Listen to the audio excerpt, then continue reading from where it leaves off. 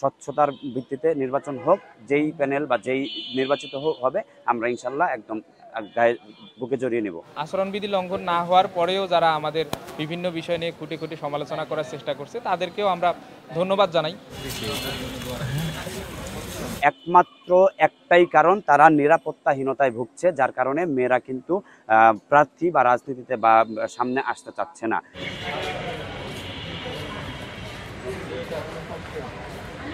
আমরা আছি, আমরা আমাদের আলোচনা আপনাদের জন্য আমি এই অবস্থা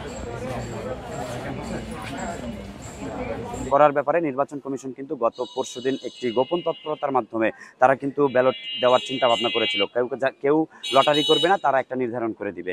তো আমরা কিন্তু এটা তৎপরতা বন্ধ করে দিয়েছি, যার কারণে কালকে একটা উৎসবমুখর আয়োজনের মধ্যে আমাদের ব্যালট নাম্বার নির্ধারিত হয়েছে। আপনারা জানেন ব্যালট নাম্বার পেতে পেতে সন্ধ্যা হয়ে গেছে।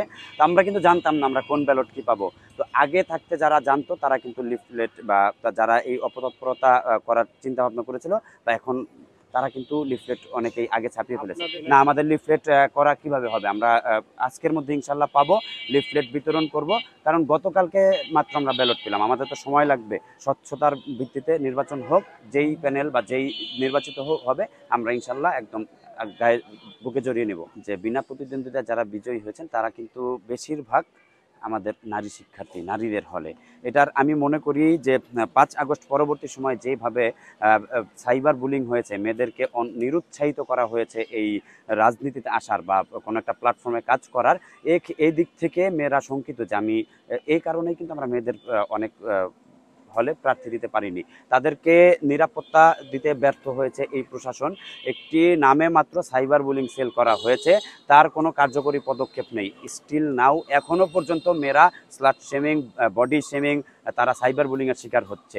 একমাত্র একটাই কারণ, তারা নিরাপত্তাহীনতায় ভুগছে, যার কারণে মেয়েরা কিন্তু প্রার্থী বা রাজনীতিতে বা সামনে আসতে চাচ্ছে না। প্রশাসনকে উদাত্ত আহ্বান জানাতে চাই যে এই মুহূর্ত থেকে, এখন থেকে আপনারা নারীদেরকে যারা হেনস্থা করে অনলাইনে এবং অফলাইনে এই ক্যাম্পাসের ভিতরে, আপনারা এখনো সর্বোচ্চ কঠোর ভূমিকা পালন করেন। বরাবরই বলি যারা আমাদের সমালোচনা করছে আসলে এটাও আমাদের একটা প্রচার হচ্ছে। আমরা কাদা ছোড়াছুরি করতে চাই না, আমরা অন্যদের সমালোচনা করে সময় নষ্ট করতে চাই না, আমরা নিজেদের কাজগুলো করে যেতে চাই।